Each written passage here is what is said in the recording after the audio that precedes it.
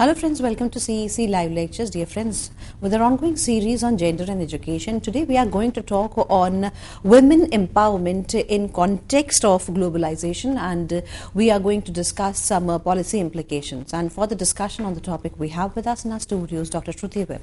Dr. Shruti Whip is Assistant Professor in Department of History, PGDAV Evening College, University of Delhi. Dr. Whip's immense experience would definitely help us out in understanding today's topic in detail. Friends, if you wish to ask questions from Dr. Shruti Whip on today's topic, then do call us through our toll-free number. Our toll-free number is 1800110430. I repeat, our number is 1800110430. All friends are requested to call in the last 10 minutes of the lecture so that first you could have deep insight into today's session, and yes, of course, we will try to give answers to your questions through Dr. Shruti Whip in the remaining 10 minutes of the lecture. Now, I would like to welcome our guest, Dr. Whip, and would request her to give us deep insight into today's session. Hello, ma'am. Welcome to the lecture. Hello, Geetika. Thanks for giving me this opportunity to continue with the topic that we had started in the last lecture. We were basically discussing the policy implications, and we were also discussing as to what all should go into making of a policy to make it successful, and particularly with the reference to educational policies and policies related to gender issues. So, continuing our discussion forward, I would be discussing on not only policy implications with reference to women empowerment, but also in the context of globalization, so that you all can relate to the topic, as the contemporary times are the times of globalization, a process that had started from 1990s onwards and which is definitely impacting our socio-political, cultural, economic system. So, let us first discuss on a general level as to what are the deterrents in effective implementation of any policy. This is not only specifically true about educational policies, but all kinds of policies related to the social sector. So, first of all, it is very important to understand that implementation of a flawed policy in itself can be a disaster. So, therefore, it is very crucial for the policy makers to carefully monitor and revise the policy before it reaches the implementation stage. Then too many new policies at one and the same time, and also too many initiatives can wreck the delivery mechanism, because then nothing gets a chance to become a reality, and things definitely go haywire. Then also there has to be a constant linkage, a definite linkage between implementation, targets and outcomes. So, unless and until these three go hand in hand, no policy can be successful. Then the successful delivery of any policy depends on a number of factors, like an interaction in the institutions, the issue of funding, regulation, human resources, motivation, as well as technology. So, for example, unless and until an institution is well versed in IT systems and latest technology related to ITC, then it cannot be successful, neither at the stage of implementation nor at the stage of outcomes. Similarly, one has to keep in mind changing behaviors and cultures, as well as an interdependence between different policies and different sectors, so that there is no replication and the funds are not going waste, and there is no drainage of resources as well, because resources, as we all know, are limited. Then also it is important to understand that an improvement in public services through precise measurement of performance can go a big, it can definitely have a very positive impact. So, therefore, some kind of a measurement of performance has to be there from time to time, so as to keep the employees on their toes, and also to keep them accountable and not take a back seat. They don't take a back seat, and they don't think that it is not their duty to see to it that outcomes are there or not. And this is particularly relevant in the public sector educational institutions, where the issue of quality education has been raised time and again. And the recent reports have also highlighted as to how the students are not even able to grasp basic concepts, and neither their mathematical skills nor their language skills are up to the mark. So therefore, these kind of regular appraisals can go a long way in enhancing the delivery mechanism. Then the successful delivery also depends on systems. So a systematic approach has to be there. So therefore, some rewards for performance can also be a very powerful tool. Then not allowing the divide between policy and implementation can also encourage a blame culture, which again is very detrimental to any kind of successful implementation and outcome of a policy. Then also a willingness to focus on resources is very important, and these resources may not only be financial but also human, also ministerial and legislative. So therefore a far more holistic approach is needed for any kind of successful implementation, and probably these are the issues that must be kept in mind before a policy enters into that implementative stage. Then a success of policy implementation also depends on factors like design, how a particular policy is designed, what is the time span that is accorded to it, and also how a coordination is facilitated between different sectors, even those sectors which may be remotely related to that particular policy, because only then can there be a certain amount of practicality attached to a policy. Otherwise, it would only remain in paper and it will have more of a rhetoric value rather than a policy which is reality based. Then realistic targets are also very important, and these realistic targets should also reflect the desired policy outcome. So again, there has to be a measurement of the outcome from time to time, and it is not that only after 3 or 5 years that the policy makers suddenly realize that now they have to measure what all has been achieved. This has to be done at a much lesser span of time, probably 4 to 6 months or maybe 8 months, in order to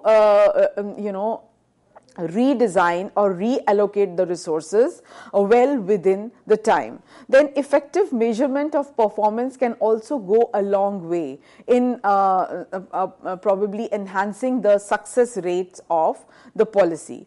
Then there also need to be some cautions that have to be kept in mind, both by the policy makers as well as by the administrators whose task is to implement the policy. So in this context, one can talk about the structures and cultures of audit which militate against effective implementation. So therefore, the bureaucratic hurdles and also the entire auditing process has to be such that it does not impede the successful implementation of policy. Rather, it should aid in that, and it should not prove to be a bottleneck. Then also making valid judgments about what is happening and also why it is happening, that also needs to be done simultaneously. Then also any kind of public opposition, if there is any, must be taken into account and must be addressed. Then the issue of inadequate funding and inadequate support must be resolved beforehand, and only when the ground reality is fully prepared and all these bottlenecks have been adhered to can a policy be implemented successfully, because a policy is not only a piece of paper paper. It has to be accepted by the people at large, by population, by human beings, and the aspirations and hopes of human beings must be taken into account, and some kind of accountability has to be there.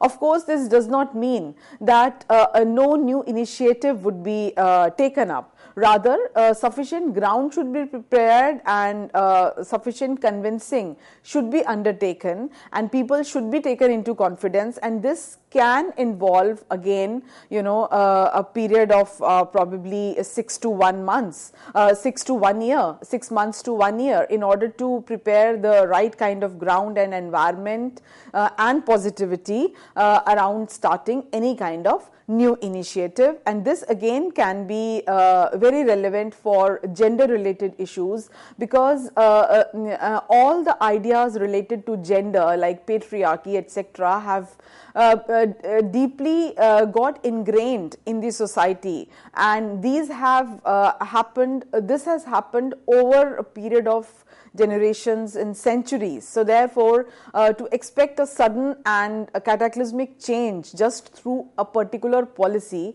is not the right way of thinking. So therefore, the propaganda can play a very important role, and the state must organize proper agencies, those who have a practical approach to raising these issues in the public domain, and then probably through this public domain the ideas can be conveyed even in the private domain, and then this can initiate the whole culture of debate and discussion. And unless and until this is initiated, a policy will remain policy only on paper. It would not become a reality. Then another very important aspect that one must keep in mind is the issue of accountability, that is the balance between central control as well as devolution. So the issue of devolution of power is also at stake, but at the same time there has to be some kind of judgment that is taking place, and there has to be a healthy balance between both the processes. Then promoting, strengthening and supporting leadership across the public sector again has been realized as a very important factor.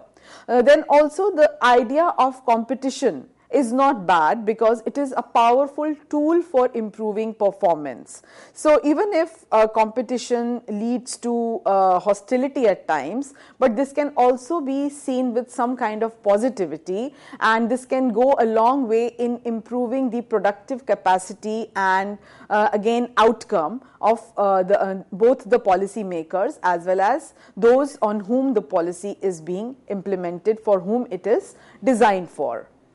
Then another option that has particularly become a reality after globalization has set in is the private sector. So private sector being used as a credible alternative can be undertaken, but here also there need to be some reservations, and the policy makers must ensure that the issues of equity are not compromised in the name of quality. So again here one can give example of private schools who fall in the category of public schools in India. So therefore, while these private schools have given quality education and the output has been quite different from the government schools, but still the issue of equity needs to be addressed, though now with 25% reservation for economically weaker section students, the process has started, and definitely there is a realization that the issue of equity needs to be addressed. But then still there are issues that continue to exist in our schooling system, particularly in the private schools, where rich parents can afford a different kind of gadgets and costly tuitions and coaching classes, whereas the students belonging to the deprived sections of society do not have that kind of an exposure.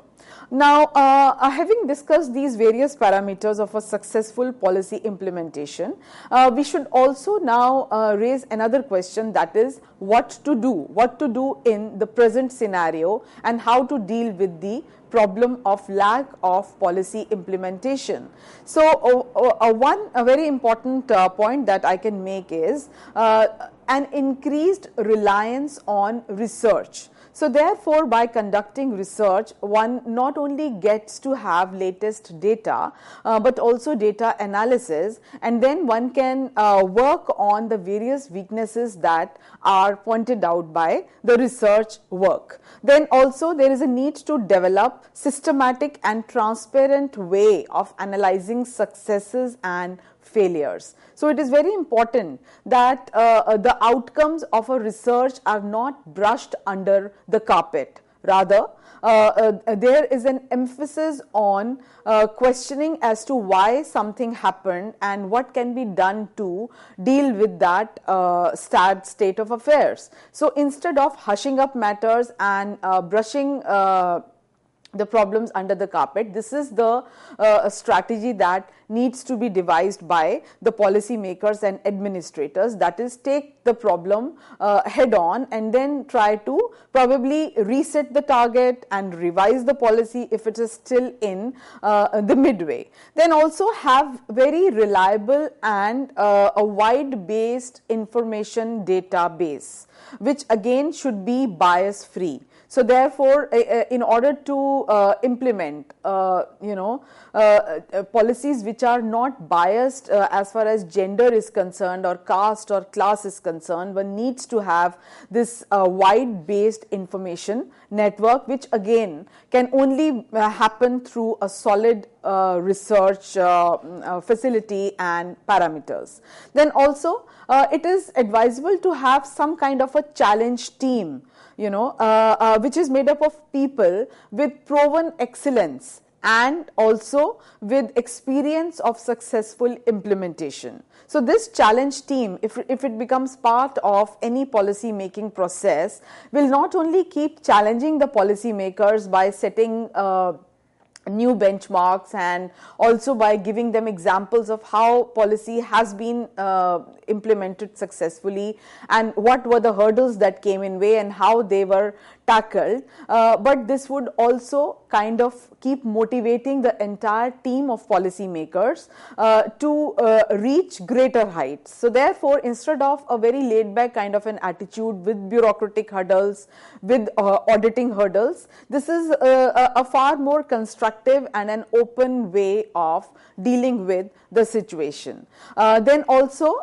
it makes sense to set up coaching and support structure to offer special support to particular groups or individuals who are not really able to cope up with the changing times. So this the entire idea of coaching, this does not really mean some kind of a tuition or any kind of special classes, but it means a one-to-one reference point and discussion where an individual can open up, they can open their heart and soul and confide in the coach, and then their inner inhibitions can be taken care of. And if this kind of a service is provided, then there are many hurdles that can be encountered and they can be dealt with successfully, and definitely this can go a long way in bringing about a positive change in the overall working of a system. Then also developing the spending review framework to include a formal kind of an assessment. This would help the policy makers in dealing with the issues related to allocation of resources, funding, etc. Then also develop systematically an organized knowledge pool. Now this organized knowledge pool again owes a lot to a regular practice of research and academic work, academic activities,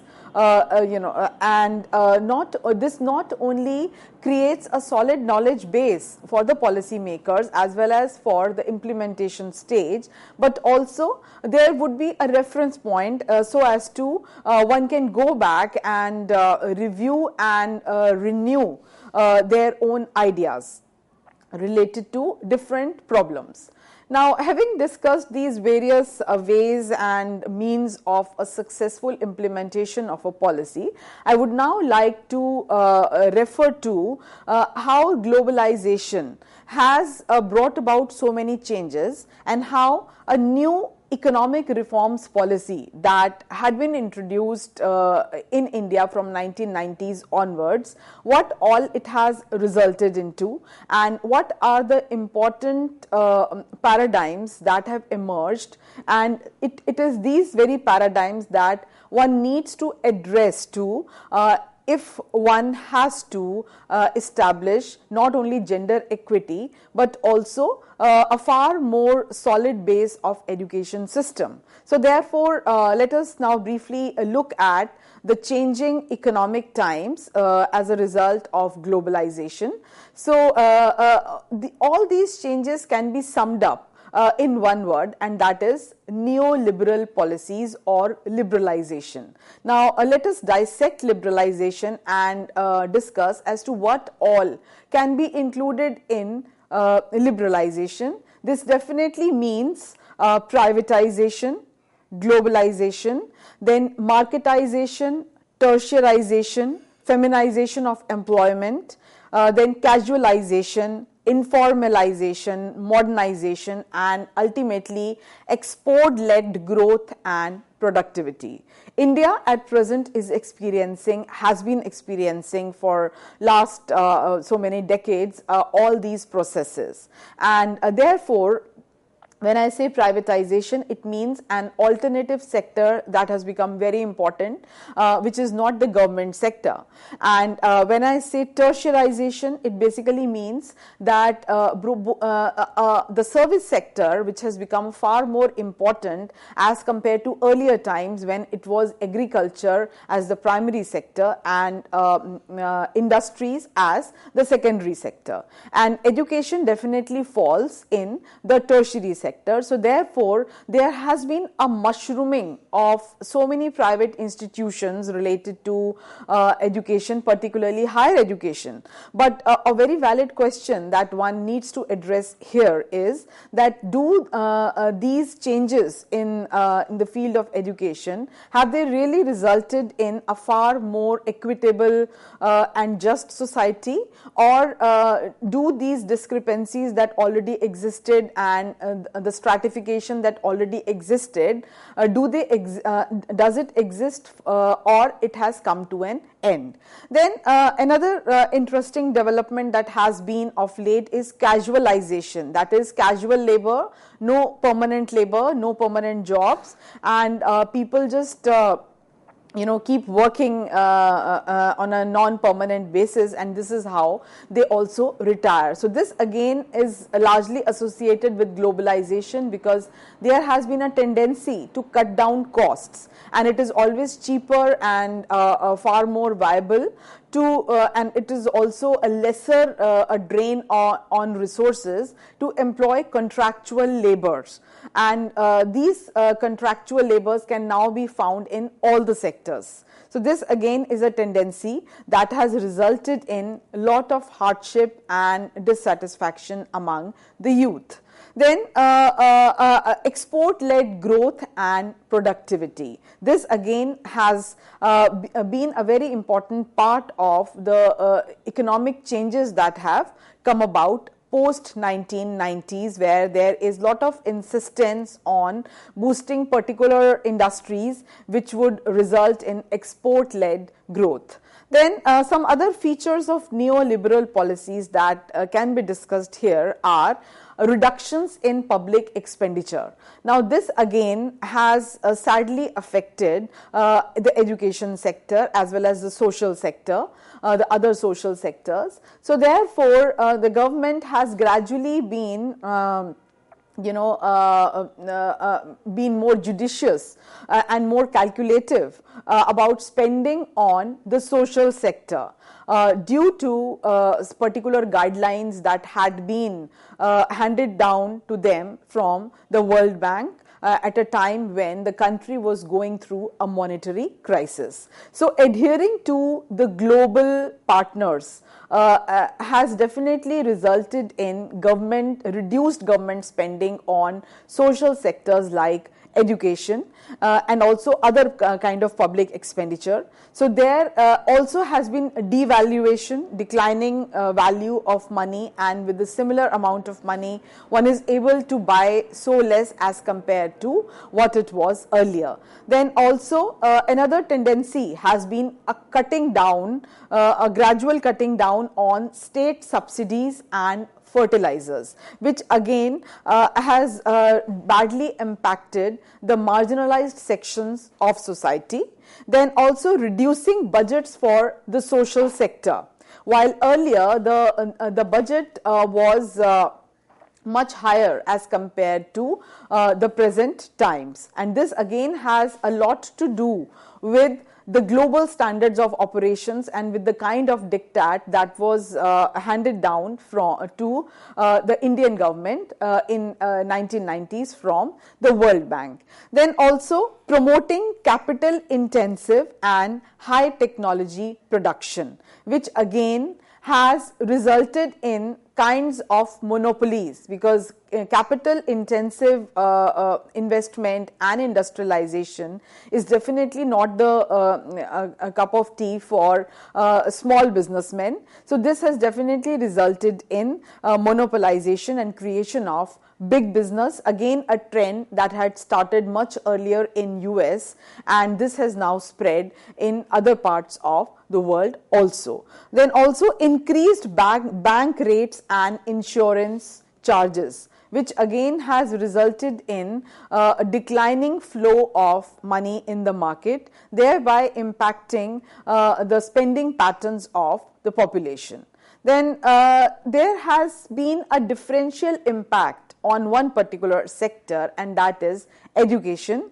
And in education one can see that there is further discrepancy as far as enrollment is concerned, and as far as completion of different stages of education are concerned, on the basis of race, caste, class, community, religion, gender, nationality, and ethnicity. So therefore globalization has unleashed a process whereby inequalities have been further promoted, and in fact there has been a social reproduction of inequality, and instead of bridging the gaps between the haves and have-nots, the gap has further widened.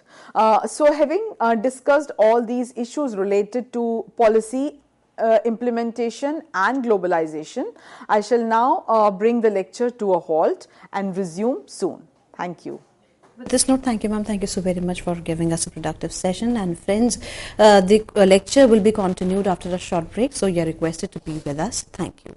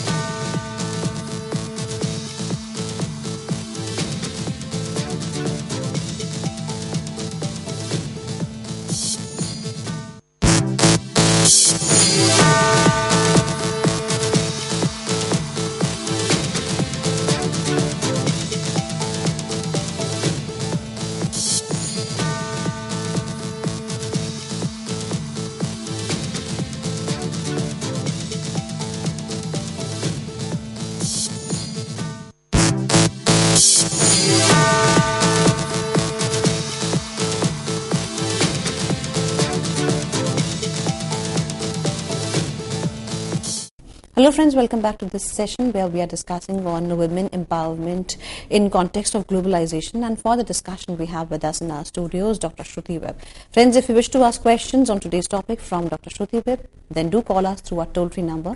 Our number is 1-800-110-430. Now I would like to welcome our guest Dr. Shruti Webb once again and would request her to continue the lecture further. Hello ma'am, welcome to the lecture. Hello Jyotika, thanks a lot. We were discussing the various parameters of globalization and how globalization has resulted in not only increasing the incidence of inequity, but also at the same time it has rather clear-cut gendered implications. Now, let us discuss briefly the economic policies related to globalization and how these have impacted lives of women, and also how the educational trends definitely show a marked change in the way things were progressing in the pre-globalization era. Now, one major change that has come about post-1990s is the tendency towards marketization. And marketization can be described as a process that enables even the state-owned enterprises to act like market-oriented firms. Now, this is achieved through not only reduction of state subsidies, but also deregulation, organizational restructuring, decentralization, and privatization. Then there are three changes that are further related to this entire process of marketization and privatization. These can be described as feminization of unemployment, then feminization of poverty, and feminization of hopelessness. When I say feminization, it basically means a process that impacts women far more than any other section of society. So it is women who have undergone unemployment in a big way since the onset of globalization. Now, this again cannot be generalized because there are particular kind of jobs in which women have really made their mark after globalization. So, therefore, this statement comes with the riders. So, when I say feminization of unemployment, it means unemployment at particular level where women earlier were able to get employed, and now those sectors have stopped functioning. Then secondly, feminization of poverty, which a theme on which various economists have worked, and particularly the research that has come about is how poverty has now become more deeply rooted among women, particularly after globalization, a theme that we would be discussing in our future lectures. And then thirdly, when I say feminization of hopelessness, it basically means that there is lack of positivity, there are lack of options, and there is lack of resourcefulness among a particular section of society, which again invariably is women, and that too is because of particular kind of policies that have now been adopted both at the level of government as well as at the level of individuals. Now, continuing our discussion further on women and globalization, there is definitely a positive correlation between women's share of employment and export in countries, for example, Peru, Mexico, Philippines, Sri Lanka, Mauritius, etc. However, broad trends or cross-country analysis indicates that export promotion and trade liberalization policies have led to feminization of labor force in developing countries. Now, what does this mean? This basically means that now when you take into consideration the labor force, so far more women are found as part of the labor force as compared to earlier. But but this does not mean that situation has positively changed for women, because women, there has been a ghettoization of women at the lower levels of employment, whereas the middle and the higher levels of employment have been appropriated by the men. So therefore, again, it's both the feminization of poverty as well as feminization of labor force that can be associated with women. Then again, which is not a very encouraging trend, because if globalization has occurred and if it is going to stay for many more years to come, then these discrepancies must be taken care of right away. Otherwise, the inequalities will keep on persisting, rather they would keep on increasing. Now, many country case studies have also shown and they associate some kind of feminization of labor force with the spread of export-led industrialization. Again, this tendency is particularly true for countries like India, where export-led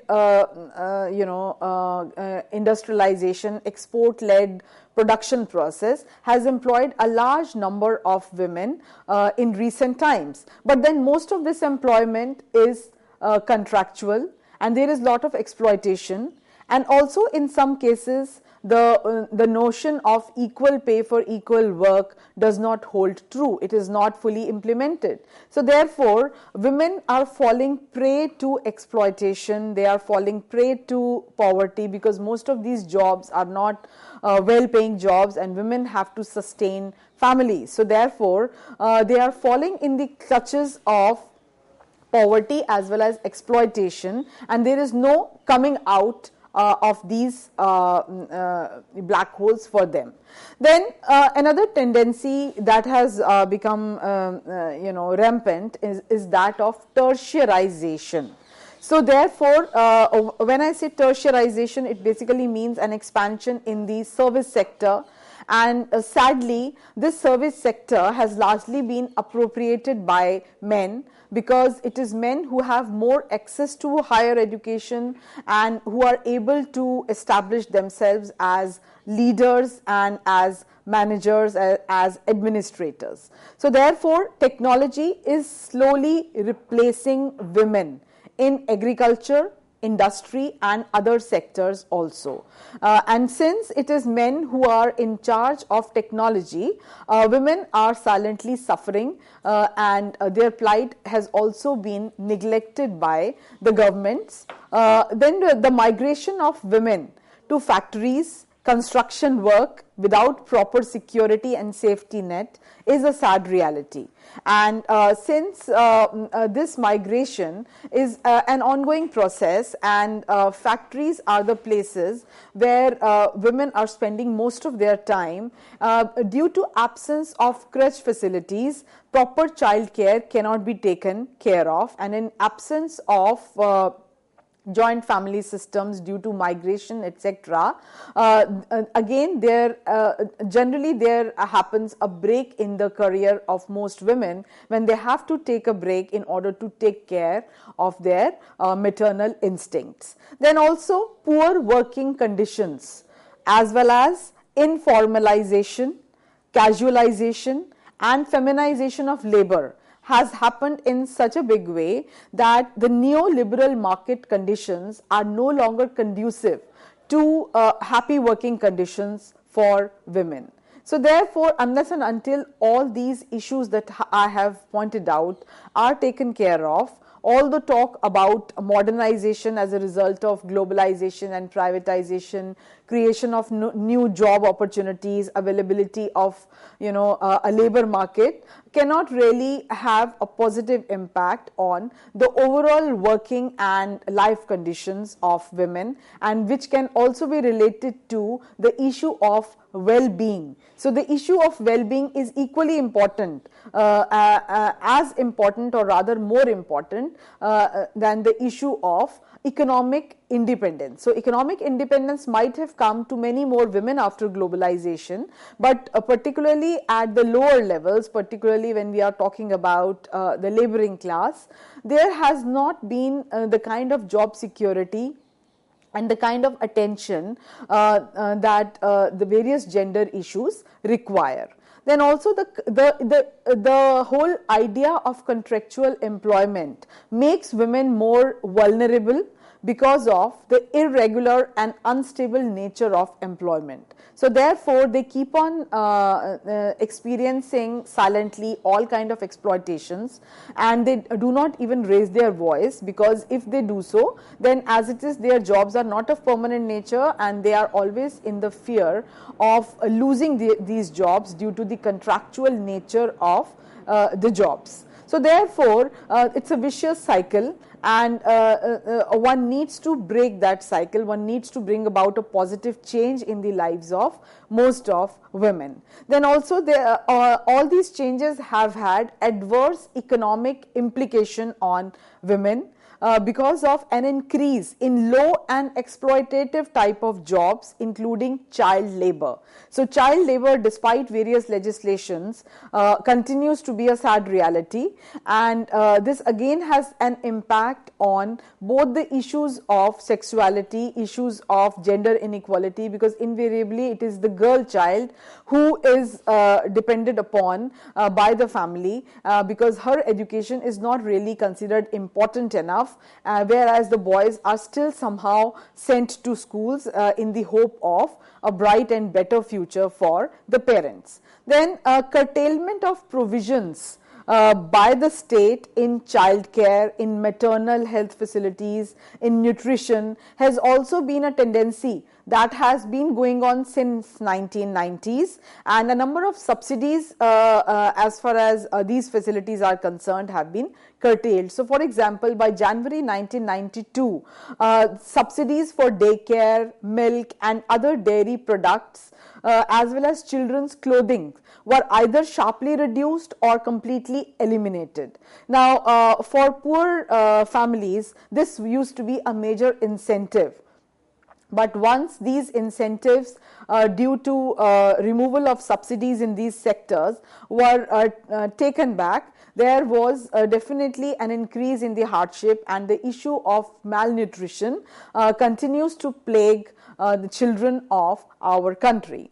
Then another very disturbing tendency that has been on the rise is increase in flesh trade. Again, this is not something that that has happened only as a result of globalization, but the tendency has definitely speeded up, and the latest research shows that how globalization and neoliberal policies have resulted in an increased investment in flesh trade and a further exploitation of both women and children. So therefore, the whole idea of women as sex slaves has not only further established itself, but also has resulted in women working in that unorganized sector in far more greater numbers, as well as women working in various shop establishments, as domestic workers, and as bar attendants, under very poor conditions, and that too without any standards of safety. So therefore, while the economy has opened up and there are far more number of hotels and restaurants and bars, and an equally larger number of women who are employed in these establishments, but when it comes to the issue of safety and security for them, due to the contractualization, the contractual nature of employment, nothing emerges out in the name of safety and security. Then in fact, this tendency has not only been there in India, as according to a CIA report that came out in 1999, each year 50,000 of women are brought into the US to work in sex industries, and most of these women are definitely brought from outside, from the developing countries, and therefore the problem of exploitation continues unabated, rather it has increased further.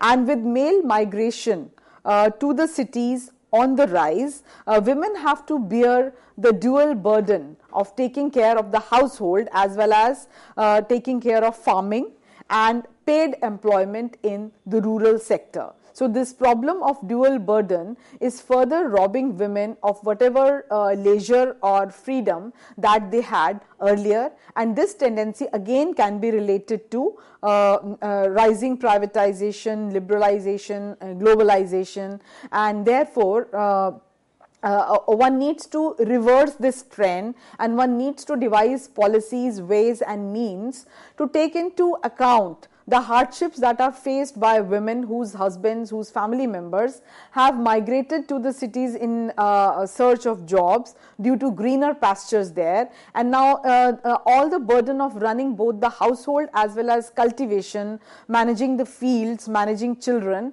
lies on their shoulders without any social security and subsidies coming their way. So inflation has pushed a large number of people, particularly the marginalized sections, into indebtedness and farmers' suicides, which again is a rampant reality of the current times. So therefore, women have now to deal both with the subsistence work as well as with the household responsibilities, and in this overall discourse, there is no chance for upward social mobility for women, because as it is, women are not in a position to own any resources due to the patriarchal nature of our family system, of our society. So therefore, those women who are not able to educate themselves, who are not able to benefit out of the educational change that has come about in India, and who are simple homemakers, who are uneducated, who are managing their households in the rural areas and also cultivating, they have no chance of any kind of upward social mobility. And because of the temporary and repetitive nature of their work, which hardly brings about any result, which hardly helps them in changing their economic position. So therefore, the hardships have no end, and because they have no right to property, though legally they have right to property, but due to patriarchal rigid structures, hardly land comes their way. So therefore, these are some important factors that need to be kept in mind by the state, by the policy makers, so as to walk an extra mile to bring these underprivileged sections of society into the main fold. Now, what has been the cumulative impact of these various tendencies that have been going on post 1990s? So the impact has been felt in different sectors. It is economic, it is cultural, emotional, social of course, and mental also, ethical also. So therefore, there are different parameters of impact, and as a result, women today in most of the cases are totally stressed out, both mentally as well as physically, because of this dual nature of work and because of the rising demands that both the state and the society are putting on them without facilitating enough. So while on the one hand there is a problem of declining social security network, declining state subsidies, on the other hand there is a rising demand for employing women in various kinds of jobs, and these women also are looking forward to participate in such economic activities. But then ultimately their energy and the time that they have at their hand in rural areas is limited. So therefore, this has started taking toll on their health, and the research, the latest research also shows that how health of both men and women has started declining even in rural areas. So the kind of weaknesses and the kind of illnesses that earlier were much lesser in the countryside have now become more rampant due to rising stress, which earlier was only a feature of the urban areas. Then also a woman is expected to play the life of an ideal ideal human being, and always multiple tasking, playing multiple roles successfully, the roles of a wife, mother, daughter-in-law, etc. And these responsibilities now in fact have reached greater heights, because now it is not only the household related roles that she is supposed to play, but also she has to look outside the homes, and she has to participate in Anganwadi, she has to participate in whatever production activity is going in nearby towns and kasbahs, and she's also as this also brings joy to bring extra money to the household. But then at the end of it, when you talk about facilitating a woman, and when you talk about sharing the burden, there is no one to share her burden in the house. So therefore, though she has become a breadwinner, she is still not a decision maker in most of the cases. And this again is a dichotomy that needs to be addressed, and this needs to be addressed not only at the level of policy makers, but also at the level of family, at the level of village, at the level of society at large. And therefore, because of all these problems, globalization has resulted in very limited kind of empowerment. So the word empowerment cannot be ascribed to all kind of women, because rather globalization has increased their hardships manifold, and only particular category of women feel now empowered. Those who belong to the upper class, upper caste network, those who have made good use of the kind of opportunities that are available. But sadly, this cannot be, this statement cannot hold true for the rest of the neglected lot. So therefore, in the changing times, when there is no scope for traditional skills in which many rural women were adept, and then when the micro enterprise activities, which earlier were home-based industries, they have lost significance. And what is now more important is a chance to work in the factories, a chance to work in the export-led industries, but this has definitely put women to far more greater risks and exploitation. Then an improvement in the vital statistics for many nations in terms of declining infant mortality, longer lifespans, better nutrition do exist. But also large number of people are thrown into abject poverty and displaced from subsistence agriculture. And in fact, these families who earlier were related to subsistence agriculture, that is, they were cultivating for their own use, have now further experienced more abject poverty, because now without proper training, they have been forced to deal with volatile markets which are changing every now and then, and these poor and unaware villagers are not really able to adapt themselves to the changing times and to the changing demands. Then also there are terrible working conditions which exist in most of the factory establishments, as they are again contractual laborers and they cannot really raise the issues. Then also the problem of demise of state welfare systems, as the point that I had just explained to you, that there has been a declining trend of subsidy post 1990s. Then increased migration flows has also resulted in influx of labor, and as a result the supply is much more than the demand, and because the supply of laborers is much more than the demand, then definitely it becomes the bargaining power of the laborers is further reduced. And also the issue of human trafficking and sex slavery continues to pervade. So therefore all these changes have resulted in a skewed kind of economic growth in the economy. Related to these changes are some other important changes which are related to environment, which are related to the kind of pressure globalization and privatization is putting on the available resources. the kind of pressure it is putting on, on air, water, land, with the unabated kind of uncontrolled kind of production process that has been going on for last many decades, and how this has not only resulted in increasing pollution but also declining water table.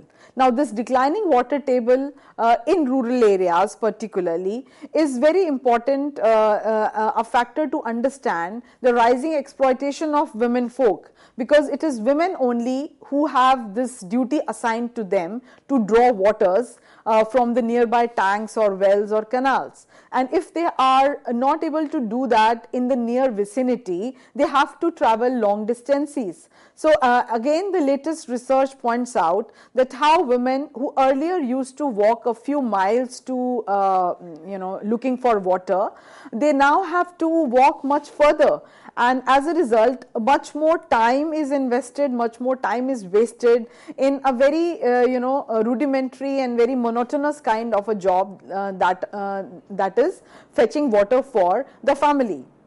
So therefore, all the time that women could have utilized in other productive activities is going waste in this practice of collecting water, because no men folk consider themselves free enough to do that job. So therefore, the changing environment, rising level of pollution are exposing everyone not only to a wide number of diseases, but also resulting in a lot of wastage of time due to this problem of depleting water resources.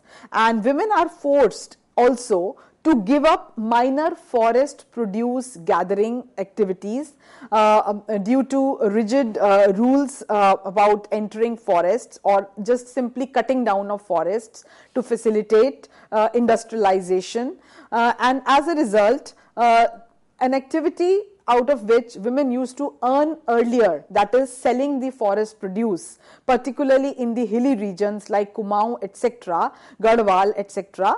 So these activities have also come to an end, and the forest products on which they used to earlier subsist themselves, many of these forest products were part of their diet. Now, once these forests have ceased to exist, so these activities of gathering, etc., have also come to a standstill, again impacting not only the family nutrition but also women's earning capacity, which earlier was continuing unabated.